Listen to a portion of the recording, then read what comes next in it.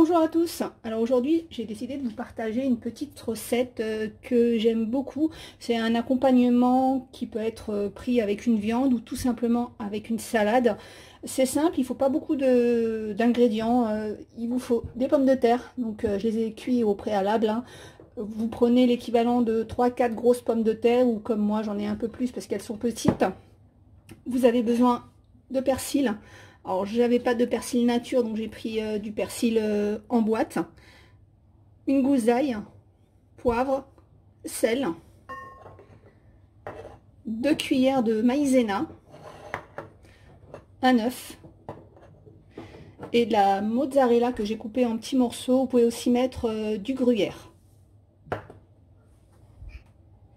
Alors cette recette, elle se décline en plusieurs versions, donc il y en a qui mettent de la chapelure, d'autres non. Moi aujourd'hui, je ne vais pas faire de chapelure, je vais vraiment la faire très simple. Vous pouvez aussi ajouter un demi-oignon frais, ou si pareil, si vous avez des oignons en boîte, c'est pareil. Tout d'abord, je vais écraser mes pommes de terre. Alors attention, je ne les passe pas au presse-purée, hein, je les écrase avec ça. Si vous n'avez pas d'écrase pommes de terre, vous pouvez utiliser une fourchette.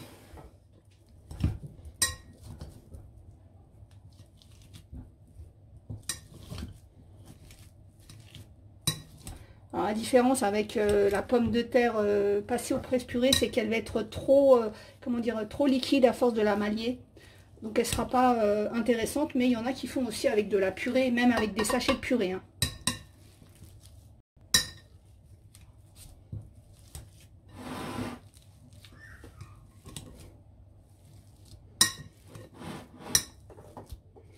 Donc voilà, donc grossièrement, puis après de toute façon on va la travailler avec la main. Donc je vais y ajouter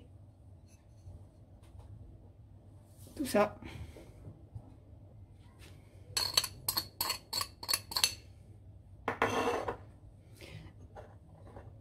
Et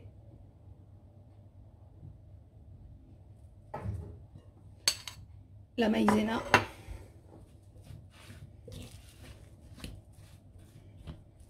Et moi j'ajoute alors l'œuf en dernier. Alors c'est vrai que j'aurais pu mettre l'œuf avant pour éviter de faire des grumeaux. Mais bon, celles qui me connaissent, ça savent peut-être que c'est le trac des débuts de la chaîne, mais c'est pas grave. Donc on met un œuf qu'on va venir casser. Pareil, alors si c'est des petits œufs, peut-être qu'il faudra que j'en rajoute un, mais je vais le voir quand j'aurai mélangé. Donc là je vais commencer, je vais le faire à la main. Après voilà, si votre pâte elle est trop sèche, vous pouvez rajouter un œuf. Mais vous voyez là, non, je pensais que ça allait être trop sec, mais ça a l'air d'être bon. En plus ça c'est un plat que les enfants ils aiment bien, donc c'est pour ça aussi que j'ai pas mis d'oignon. Donc parfois je mets un oignon, mais là j'ai pas voulu en mettre. J'ai voulu vraiment vous présenter la recette vraiment toute simple. Si vous rencontrez encore on va dire des grumeaux de pommes de terre, pardon, n'hésitez pas à repasser un petit coup d'écrase pommes de terre. Donc voilà. Il faut vraiment que vous ayez une sorte, comment dire, de pâte, de boule. Donc vous ramassez bien tout pour bien mélanger.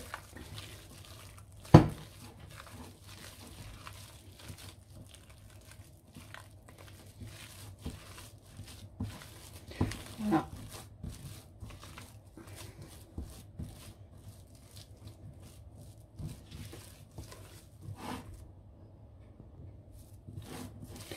Vous voyez, il faut vraiment que vous ayez une sorte, comme si c'était une boule de pâte, hein, comme si vous faisiez un gâteau et que vous aviez une boule de pâte.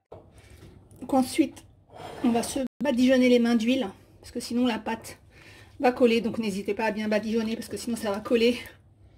Je prends une petite boule comme ça. Je mets une boule, et là, je vais faire un petit trou. Je vais mettre un petit peu de fromage. Et venir refermer. Alors on mélange pas le fromage directement à la pâte, hein, tout simplement parce que sinon ça va fondre dans la cuisson et ça va être dans l'huile. Donc on referme comme ça, on refait une boule.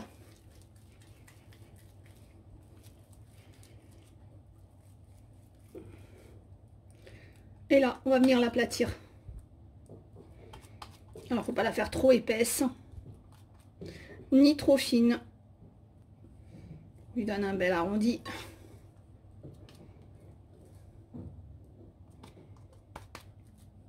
Voilà ma première galette. Et je continue comme ça, bien sûr, avec. Et on n'oublie pas entre-temps de bien s'huiler les mains, parce que sinon, ça va coller. Voilà, toujours pareil, hein. On refait un petit trou. Après, on peut aussi, on peut très bien mélanger, enfin mettre la moitié de mozzarella et puis la moitié de gruyère, hein. On referme.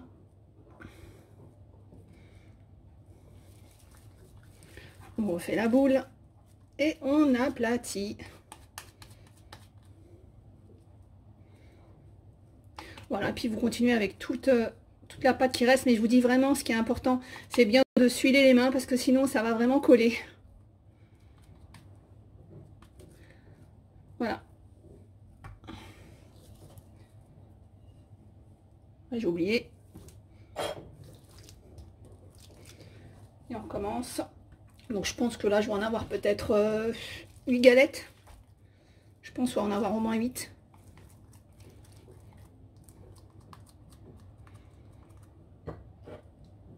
Donc cette recette, et c'est ce que je vous disais, elle est vraiment déclinée en plusieurs sortes, hein. On peut y mettre plein de choses. J'en ferai d'autres, hein, parce que j'aime bien aussi en faire au thon. Et quand je les fais au thon, je mets une panure dessus.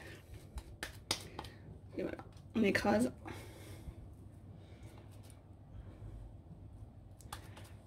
Et voilà, ça donne ça. Donc voilà, ça m'a donné 10 galettes. Donc on va les faire cuire dans une poêle pleine d'huile bien chaude. Donc voilà, faut que l'huile soit quand même assez chaude, sinon ça va pas le faire, hein. Donc si l'huile n'est pas assez chaude, votre galette risque de fondre.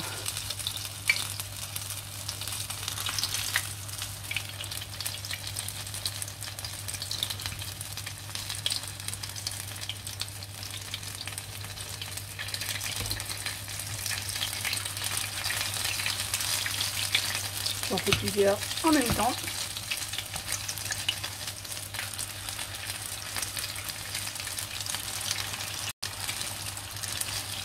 Par contre, faites attention de bien surveiller parce que ça va très vite quand même, hein.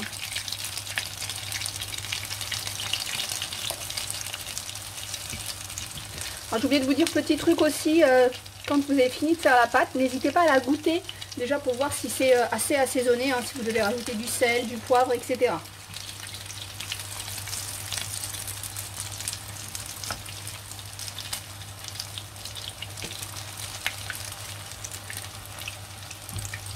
Par exemple, moi je sais que j'ai mis de l'ail, pareil, parce que je sens l'ail. Si vous n'aimez pas l'ail, vous n'êtes pas obligé. Vraiment, c'est ce que je vous ai donné un petit peu la base de ce que moi je fais. Après, s'il y a un ingrédient que vous n'aimez pas ou une épice que vous n'aimez pas, vous la mettez pas. Vous pouvez mettre aussi du cumin, par exemple.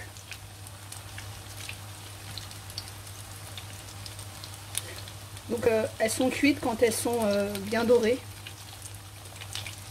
Voilà, quand elles ont une belle couleur.